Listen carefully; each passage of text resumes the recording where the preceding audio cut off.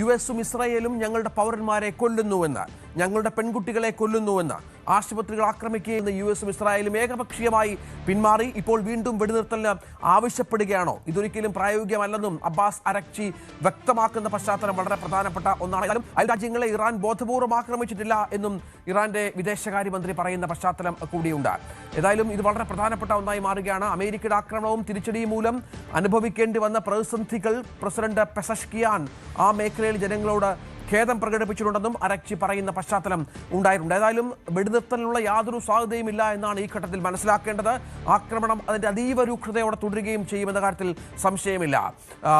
അജയ് സുധാ ബിജു ഏറ്റവും പുതിയ വിവരങ്ങളുമായി ചേരുകയാണ്. അജയ്, വലിയ തോതിലുള്ള ആക്രമണം സംഭവിക്കുന്നുണ്ട്. ഇന്നലെയും അതിശക്തമായ രീതിയിൽ ഇത് ഉണ്ടായിരുന്നു എന്ന് വേണം മനസ്സിലാക്കാൻ. പക്ഷേ വെടിനിർത്തലിനുള്ള സാധ്യതകൾ അകലെയാണ്.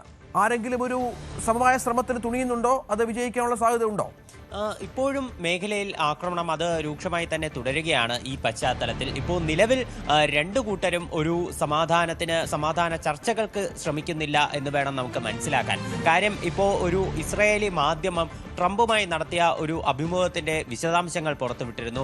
അതായത് അവർ പറയുന്നതനുസരിച്ച് ട്രംപിനോട് ഈ യുദ്ധത്തിന്റെ അവസാനത്തെ പറ്റി ഈ മാധ്യമം ചോദിച്ചിരുന്നു. അപ്പോൾ ട്രംപ് വ്യക്തമാക്കിയത് ഇസ്രായേലി പ്രധാനമന്ത്രി ബെഞ്ചമിൻ നെതന്യാഹുവുമായി ചർച്ച നടത്തിയതിന് ശേഷം ഒരു സംയുക്ത തീരുമാനമായി മാത്രമേ ഇക്കാര്യത്തിൽ ഒരു അന്തിമ ഡിസിഷൻ എടുക്കാൻ സാധിക്കുകയുള്ളൂ എന്നാണ് ട്രംപ് ആ മാധ്യമത്തിനോട് പറഞ്ഞത്. എന്നാൽ അതുപോലെ തന്നെ ഈ പുതിയ നേതാവ് മുജ്തബ അലി ഖമനേയെ പുതിയ പരമോന്നത നേതാവായി തെരഞ്ഞെടുത്ത വിഷയത്തിലും ട്രംപിനോട് ചോദ്യമുണ്ടായിരുന്നു. അപ്പോൾ ട്രംപ് ആ ഒരു കാര്യത്തിനോട് പ്രതികരിച്ചത് നമുക്ക് ഇത് വരുന്ന വഴിക്ക് കാത്തിരുന്ന് കാണാം എന്നാണ് ആ ഒരു വിഷയത്തിനോട് ട്രംപ് പ്രതികരിക്കുകയുണ്ടായത്. അപ്പോൾ ഈ രണ്ട് കാര്യങ്ങളിലും കൃത്യമായ ഒരു ഉത്തരം പറയാതെ ട്രംപ് ഒഴിഞ്ഞു മാറുകയാണ് ഉണ്ടായത്. അതായത് യുദ്ധം എന്ന് അവസാനിക്കും എന്നതിനെ പറ്റിയിട്ട് യുഎസും അതുപോലെ തന്നെ ഇസ്രായേലും കൃത്യമായ സൂചന നൽകുന്നില്ല. IRGCയുടെ ഭാഗത്ത് നിന്ന് കഴിഞ്ഞ ദിവസം വളരെ ശക്തമായ ഒരു സ്റ്റേറ്റ്മെന്റ് വന്നത് ഇനിയും 6 മാസം ഇതേപോലെ ഇതേ നിലവാരത്തിൽ തന്നെ യുദ്ധം ചെയ്യാനുള്ള ശേഷി ഞങ്ങൾക്കുണ്ട് എന്നാണ് അവർ അവകാശപ്പെട്ടത്.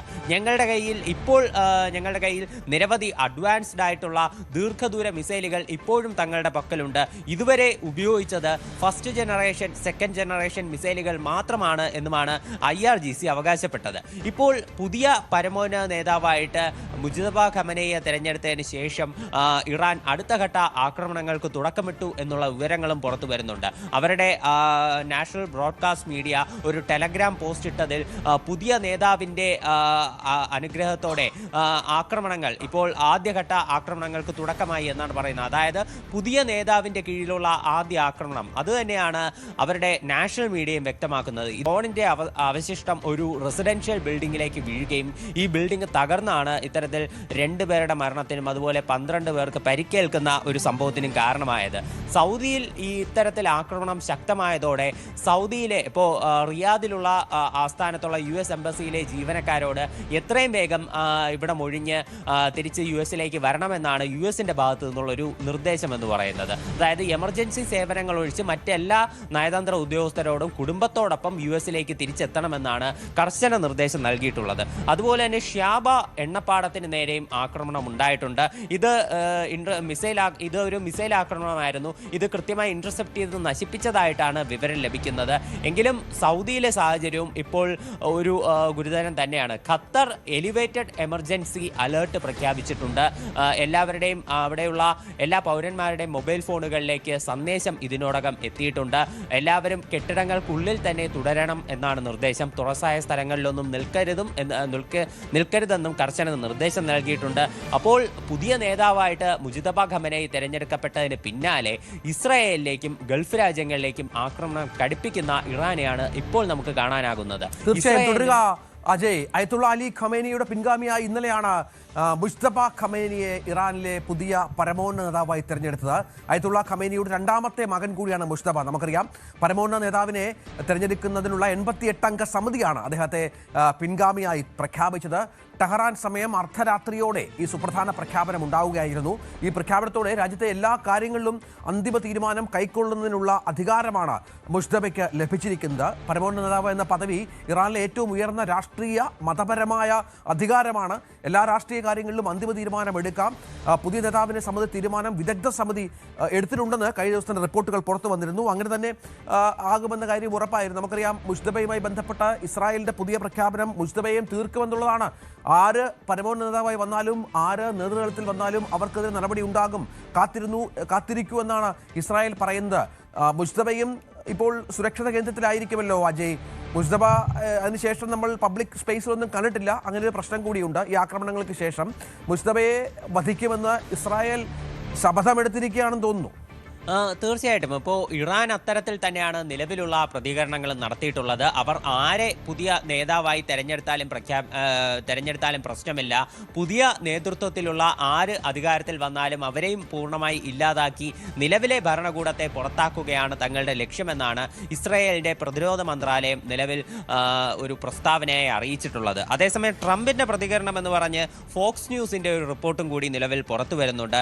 അതായത് ഫോക്സ് ന്യൂസ് റിപ്പോർട്ട് ചെയ്യുന്നത് ട്രംപിനോട് ഇക്കാര്യം ചോദിച്ചപ്പോൾ Trump I am not happy with this decision എന്നാണ് പ്രതികരിച്ചിട്ടുള്ളത്. അതായത് ഇക്കാര്യത്തിൽ താൻ സന്തുഷ്ടനല്ല എന്ന് ട്രംപ് പറയുകയാണ് ഉണ്ടായത്. ഒരു ഇസ്രായേലി മാധ്യമത്തിന് നൽകിയിട്ടുള്ള അഭിമുഖത്തിൽ അദ്ദേഹം ഒഴിഞ്ഞു മാറുകയായിരുന്നു. ഇപ്പോൾ ഫോക്സ് ന്യൂസിന് നൽകിയിട്ടുള്ള അഭിമുഖത്തിൽ താൻ സന്തുഷ്ടനല്ല എന്നൊരു വാക്ക് മാത്രം ട്രംപ് പറഞ്ഞു. ഇക്കാര്യത്തിൽ ട്രംപ് ഒരു പബ്ലിക് സ്പേസിൽ ഇതുവരെ പ്രതികരിച്ചിട്ടില്ല എന്നുള്ളത് നമ്മൾ എടുത്തു പറയേണ്ടതാണ്.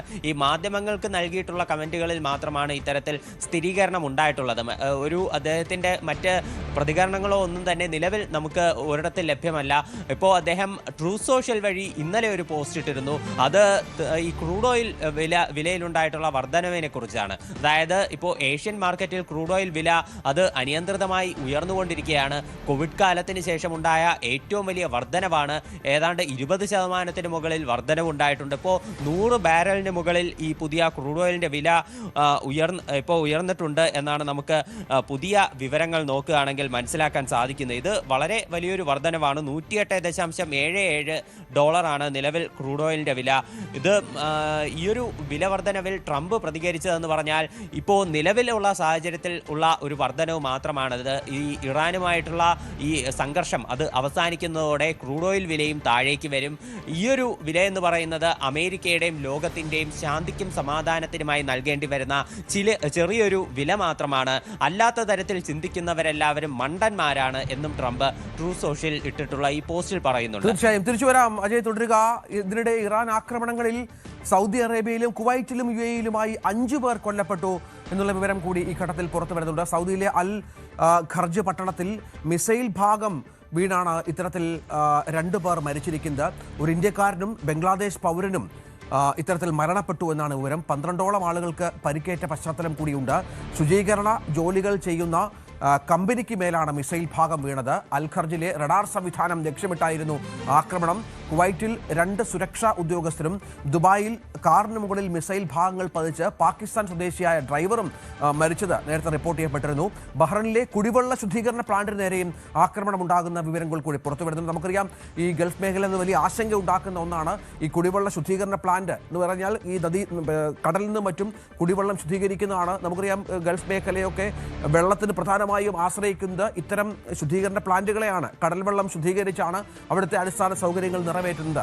അവിടെയാണ് ഇപ്പോൾ ഇറാൻ ലക്ഷ്യം വെക്കുന്നത് എന്ന് പറയുമ്പോൾ ഒരു ജലയുദ്ധത്തിലേക്ക് കൂടി കാര്യങ്ങൾ പോകുന്നു എന്നുള്ള വിവരം ഈ ഘട്ടത്തിൽ പുറത്തു വരുന്നുണ്ട്. ഗൾഫ് മേഖലകളെ ആക്രമിക്കില്ല എന്നതിൽ നിന്ന് ഇറാൻ പിന്മാറുന്നു. കൂടുതൽ സ്ഥലങ്ങളിലേക്ക് ആക്രമണം വ്യാപിപ്പിക്കുന്നത് വല്ലാത്ത പ്രശ്നമാണ് ഗൾഫ് മേഖലയിൽ ഉണ്ടാക്കിയിരിക്കുന്നത്.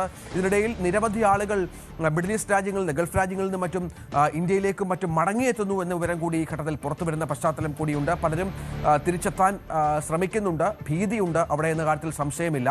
അജയ്, സുധാ, ബിജു, ഗൾഫ് രാജ്യങ്ങളെ ആക്രമിക്കുന്നതിൽ നിന്ന് ഇറാൻ ഒരു തരിമ്പ് പോലും പിന്മാറുന്നില്ല എന്നതല്ലേ? തീർച്ചയായിട്ടും അത്തരത്തിലാണ് നിലവിലുള്ള ആക്രമണങ്ങൾ കാണുമ്പോൾ നമുക്ക് മനസ്സിലാക്കാൻ സാധിക്കുന്നത്. ഇപ്പോൾ ബഹ്റൈനിൽ 32 പേർക്ക് പരിക്കേറ്റ ഈ വലിയ ഡ്രോൺ ആക്രമണമാണെങ്കിലും, അതുപോലെ തന്നെ ദുബായിൽ ഒരു ഇന്ത്യക്കാരനുൾപ്പെടെ 2 പേരുടെ മരണത്തിനിടയായിട്ടുള്ള ആക്രമണമാണെങ്കിലും എല്ലാം ഇപ്പോൾ ഇറാൻ വളരെ ശക്തിയായി തന്നെ നടത്തിക്കൊണ്ടിരിക്കുകയാണ്. ഇപ്പോൾ ആദ്യം അവിടെ ഇറാനിയൻ പ്രസിഡന്റ് മസൂദ് പെസഷ്കിയാന്റെ ഭാഗത്തു നിന്നൊരു പ്രതികരണം വന്നിരുന്നു. അതായത് ഇപ്പോൾ അയൽ രാജ്യങ്ങളെ ആക്രമിക്കില്ല എന്നായിരുന്നു അദ്ദേഹത്തിൻ്റെ ഒരു ഒരു പ്രതികരണം വന്നത്. എന്നാൽ പിന്നീട് ഇന്നലെ അദ്ദേഹം മറ്റൊരു പ്രതികരണം നടത്തി. അതായത് തൻ്റെ വാക്കുകളെ തെറ്റായി വ്യാഖ്യാനിച്ചതാണ്. അയൽ രാജ്യങ്ങളിൽ നിന്നല്ല എവിടെ നിന്നാണെങ്കിലും തങ്ങൾക്കെതിരെ ആക്രമണം ഉണ്ടാവുകയാണെങ്കിൽ ശക്തമായ തിരിച്ചടി നൽകും എന്നാണ് താൻ പറഞ്ഞത്. തൻ്റെ വാക്കുകൾ ശത്രുക്കൾ വളച്ചൊടിച്ചുകൊണ്ട് ഈ അയൽ രാജ്യങ്ങളുമായി, ഈ ഗൾഫ് മേഖലയിലെ മറ്റ് രാജ്യങ്ങളുമായി തങ്ങൾക്കുള്ള നല്ല ബന്ധം അത് തകർക്കാൻ ശത്രുക്കൾ ശ്രമിക്കുകയാണ്. ഈ ഒരു കാര്യത്തിൽ ഇറാനൊപ്പം എല്ലാവരും നിൽക്കണം. ഈ എന്തെങ്കിലും തരത്തിലുള്ള ആക്രമണം അത് ജനവാസ മേഖലയിൽ ഉൾപ്പെടെ ഉണ്ടായിട്ടുണ്ടെങ്കിൽ അത് ഈ ഒരു അമേരിക്കൻ പ്രകോപനങ്ങൾക്ക് നൽകിയിട്ടുള്ള തിരിച്ചടികളാണ്. ഈ ഒരു വിഷയത്തിൽ എല്ലാ ജനങ്ങളോടും ക്ഷമ ചോദിക്കുന്നതായിട്ടും അദ്ദേഹം പിന്നീട് ഇന്നലെ കൂട്ടിച്ചേർക്കുകയുണ്ടായി. അതായത് ഇറാനെ അടിക്കുകയാണെങ്കിൽ അത് ജനവാസ മേഖലയിൽ എന്നല്ല, എവിടെയാണെങ്കിലും ഇറാൻ ശക്തമായിട്ടുള്ള തിരിച്ചടി നൽകും എന്ന് ഇറാൻ പറയുന്നുണ്ട്. എന്നാൽ അതേസമയം ഈ ആക്രമണത്തിൽ പരിക്കേൽക്കുന്ന ജനങ്ങളോട് മാപ്പ് പറയുന്ന ഒരു സമീപനവുമുണ്ട്. ഇത്തരത്തിൽ രണ്ട് കാര്യങ്ങളും ഇറാൻ പറയുന്നുണ്ട്. എന്നാൽ ഈ ആക്രമണത്തിൽ ശാന്തതയുണ്ടാകും എന്നുള്ള കാര്യം മാത്രം അവർ പറയുന്നില്ല. ഇപ്പോൾ ടെഹ്റാനിലുണ്ടായിട്ടുള്ള എണ്ണപ്പാടങ്ങൾ, അതുപോലെ എണ്ണ സംഭരണ കേന്ദ്രങ്ങൾ, എണ്ണ വിതരണശാലകൾ, ഇവയ്ക്കെതിരെയെല്ലാം ആക്രമണം ഉണ്ടായിരുന്നു. വലിയ തീപിടുത്തം ടെഹ്റാൻ നഗരത്തിൽ സംഭവിച്ചതാണ്. ഇതിന് പ്രതികാരമായിട്ട് ഗൾഫ് മേഖലയിലുള്ള പല എണ്ണ സംഭരണ കേന്ദ്രങ്ങൾ കേന്ദ്രീകരിച്ചും ആക്രമണം ഇപ്പോൾ വ്യാപകമായി തന്നെ നടത്തിക്കൊണ്ടിരിക്കുകയാണ്. കുവൈറ്റിലുള്ള ഒരു എണ്ണ സംഭരണ കേന്ദ്രത്തിന് നേരെ ആക്രമണം ഇന്നലെ നടന്നിരുന്നു. അതുപോലെ തന്നെ സൗദിയിലുള്ള ഒരു എണ്ണപ്പാടത്തിന് നേരെ, ഷ്യാബ എന്ന് പറയുന്ന ഒരു എണ്ണപ്പാടത്തിന് നേരെ നിലവിലൊരു മിസൈൽ ആക്രമണം ഉണ്ടായതായിട്ടുള്ള വിവരം ഇന്ന് പുറത്തു വന്നിട്ടുണ്ട്. എന്നാൽ ഈ മിസൈൽ ഇന്റർസെപ്റ്റ് ചെയ്ത് നശിപ്പിച്ചതായിട്ടാണ് വിവരമുള്ളത്. എന്നാൽ